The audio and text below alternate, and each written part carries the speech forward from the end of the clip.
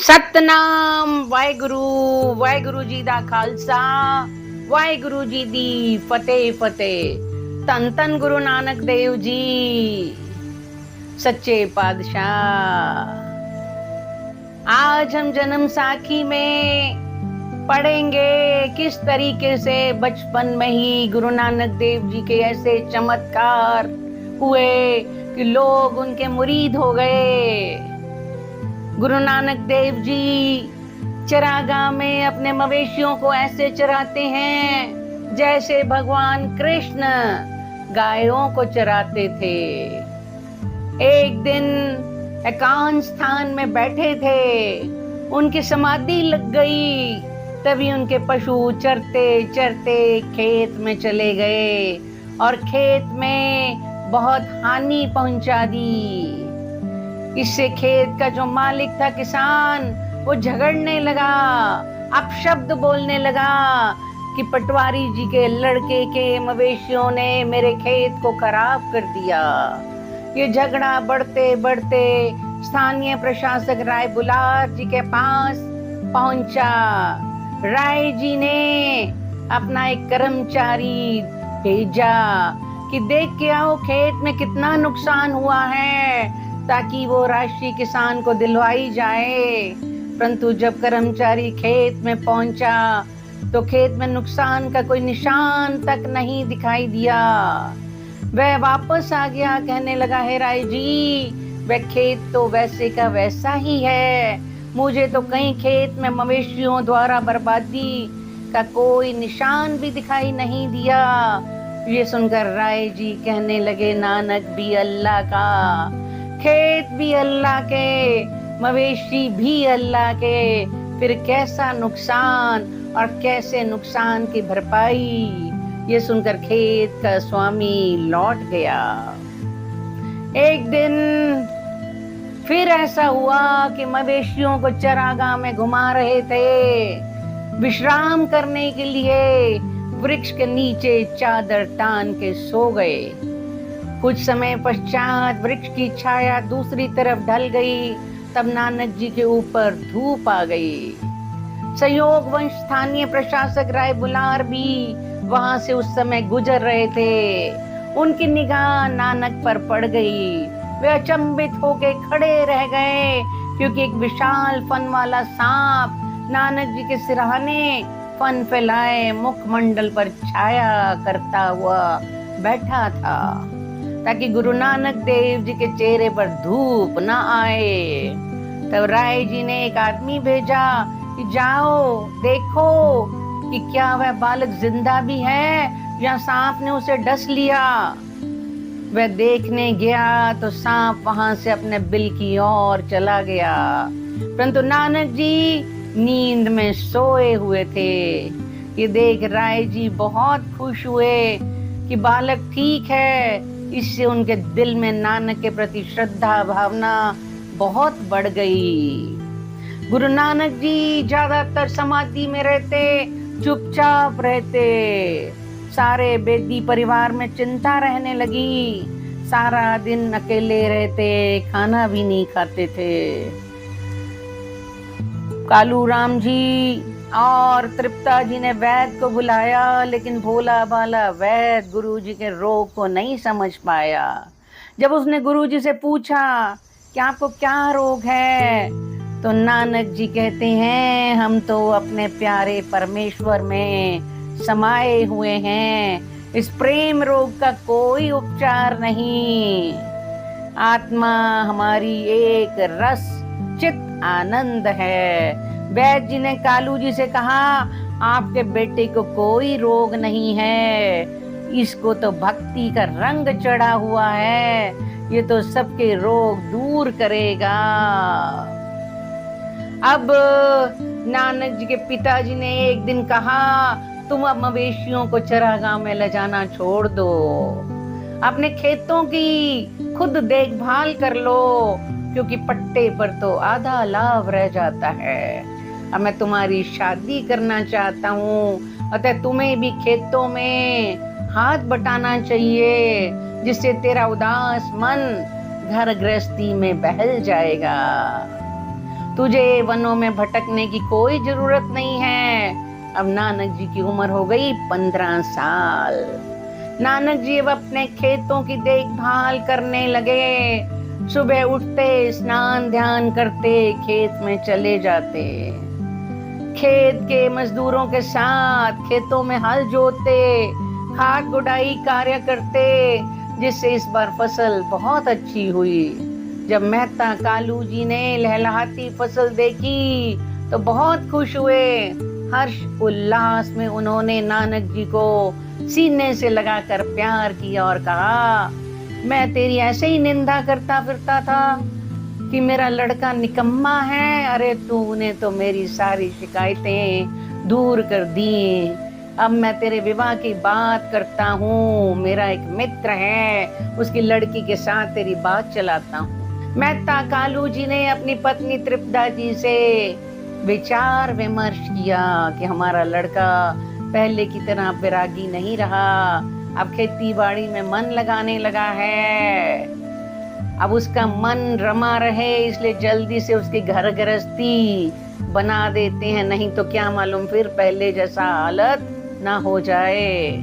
कालू जी ने अपने बचपन के मित्र जो उनके सहपाठी थे मूलचंद जी को संदेश भेजा, जो अब बटाला ग्राम में पटवारी का काम संभाले हुए थे।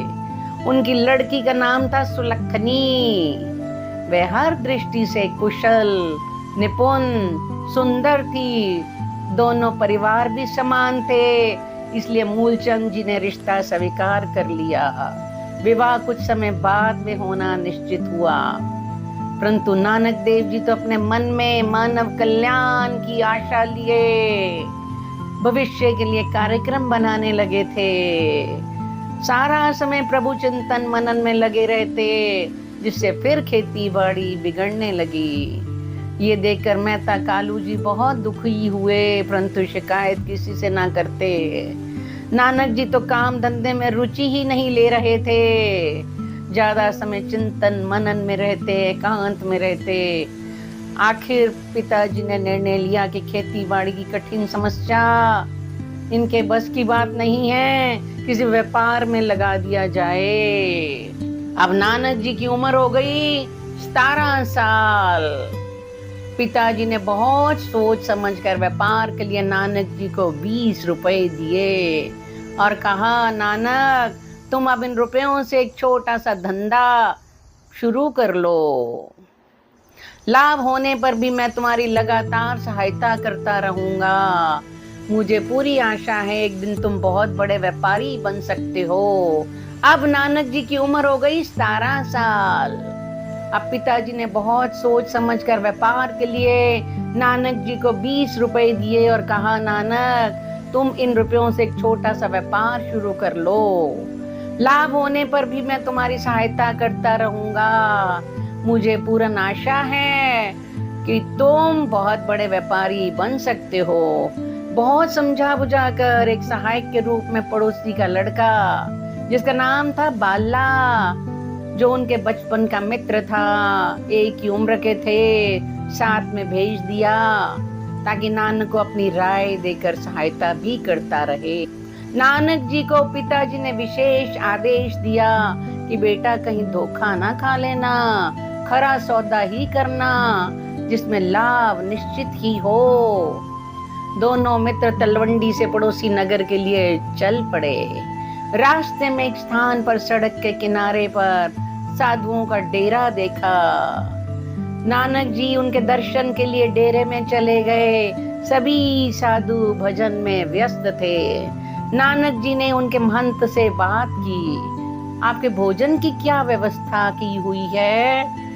उत्तर में महंत जी ने बताया, कोई दानी भोजन ला देता है तो हम भोजन कर लेते हैं, नहीं तो बिना भोजन के ही समय व्यतीत हो जाता है।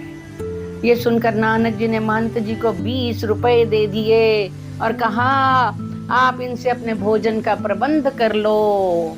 किंतु महंत जी ने पूछा, बेटा ये रुपए तुम हम साधुओं को क्यों देना चाहते हो? उत्तर में नानक जी ने कहा, मुझे पिताजी ने एक खरा सौदा करने के लिए भेजा है। मुझे ऐसा लगता है इससे अच्छा खरा सौदा कोई और हो ही नहीं सकता। इसमें मुझे लाभ ही लाभ दिखाई देता है। तब महंत जी ने कहा, बेटा हम रुपए नहीं लेते, अगर तुम्हारी इच्छा है तो हमें अनाज ला दो, हम स्वयं भोजन बना लेंगे। ये सुनकर नानक जी पास के नगर चुड़काने गए। वहां से सभी प्रकार की रसद खरीद कर एक बैलगाड़ी में लाद कर साधु सन्यासियों को देकर वापस घर आ गए। तलवंडी गांव के निकट पहुंचने पर आप अपने गांव की बाहर वाली चौपाल पर बैठ गए और बाले को घर भेज दिया। तब पिता कालू जी को पता चला कि बाला लौट आया है, परंतु नानक जी का कहीं पता नहीं। उसी समय बाले को बुलाकर सारी जानकारी हासिल की। उनको जैसे ही ये पता चला कि सभी रुपए नानक जी ने साधुओं को भोजन कराने पर खर्च कर दिए हैं, तो वह क्रोधित हो उठे और नानक जी की खोज में चल दिए। उस समय बहन नानकी भी शादी के बाद पहली बार मायके आई हुई थी। जैसे ही उसे पता चला कि पिताजी गुस्से में हैं, वह पिताजी के पीछे पीछे चली गई। खोजते खोजते कालू राम जी ने सूखे तालाब के किनारे की चौपाल पर नानक जी को देखा। तब क्या था, पिताजी ने नानक जी को जाकर दबोचा, पूछा रुपए कहाँ हैं? इस पर नानक जी शांत चित्त बैठे रहे। कोई उत्तर ना पाकर कालू जी ने गुस्से में आकर नानक जी के गाल पर जोर से थप्पड़ मारा और फटकारने लगे। जब मेहता कालू जी ने दोबारा हाथ उठाया नानक जी को थप्पड़ मारने के लिए, तो नानकी ने उनका हाथ पकड़ लिया और प्यारे भैया और पिता के बीच में दीवार बनकर खड़ी हो गई। पिताजी का क्रोध शांत नहीं हो रहा था, किंतु करते भी तो क्या, जो होना था वह तो हो चुका था। इसलिए बेटी नानकी के समझाने बुझाने पर नानक जी को साथ लेकर घर वापस आ गए। यह घटना जंगल की आग की तरह पूरे तलवंडी नगर में फैल गई कि मेहता कालू जी ने नानक की पिटाई की है। जैसे ही राय बुलार को यह घटना मालूम हुई, उन्होंने मेहता कालू जी को बुला भेजा। जब पिता पुत्र दोनों राय बुलार के सामने खड़े हुए, तो राय जी ने नानक जी से प्रश्न किया, बेटा तुमने सभी रुपए फकीरों पर क्यों खर्च कर दिए? नानक जी ने बहुत सुंदर जवाब दिया, मुझे जाते समय पिताजी ने विशेष आदेश दिया था कि देखना बेटा, खरा सौदा ही करना, इसलिए मैंने अपनी ओर से बहुत सोच समझकर खरा सौदा ही किया है, इसमें लाभ ही लाभ है। ये उत्तर सुनकर राय बुलार ने मेहता कालू जी से कहा, देख कालू, पहले भी मैं तुझे कई बार कह चुका हूँ, नानक को भूल कर भी बुरा मत कहा कर, परंतु तू तो समझता ही नहीं है, मनमानी करता है। आज से एक बात गांठ में बांध ले कि नानक जी जो भी काम करें, जैसा भी करें, जैसा भी चाहें, तू बाध मत बनना। अगर तेरे को कोई हानि होती है तो उसकी भरपाई मैं करूंगा। इस घटना के बाद नानक जी को पिता कालू जी ने फिर समझा बुझा कर कहा, बेटा मेरे शब्दों का ये मतलब नहीं था। दरअसल में तुम्हें सारे रुपए परमार्थ में नहीं लगाने चाहिए थे। मैं तो चाहता था तू आत्मनिर्भर बने ताकि तेरा विवाह भी किया जा सके। तेरी सगाई को 2 साल हो गए हैं। इस प्रकार समझा बुझाकर पिताजी ने फिर से नानक जी को व्यापार के लिए राजी कर लिया और उनको पंसारी की एक दुकान तलवंडी में चलाने के लिए तैयार कर लिया। वास्तव में नानक जी भी चाहते थे वो खुद कमाएं, अपने हाथों से मेहनत करें और स्वावलंबी बने, इसलिए उन्होंने दुकानदारी शुरू कर दी। उनके प्यार भरे व्यवहार से दुकान चल भी निकली। नानक जी व्यस्त रहने लगे। राय बुलार जी ने मेहता कालू जी को कहा, पटवारी साहब, ये बालक तो खुदा का बंदा है। दुनिया के अंदर जितनी दौलत है उसका स्वामी नानक है। सारा संसार इस बालक का दिया खाता है। राय बुलार के ये शब्द सुनकर सब हैरान हो गए और नानक की तरफ देखने लगे। सतनाम वाहेगुरु जी दा खालसा, वाहेगुरु जी दी फतेह।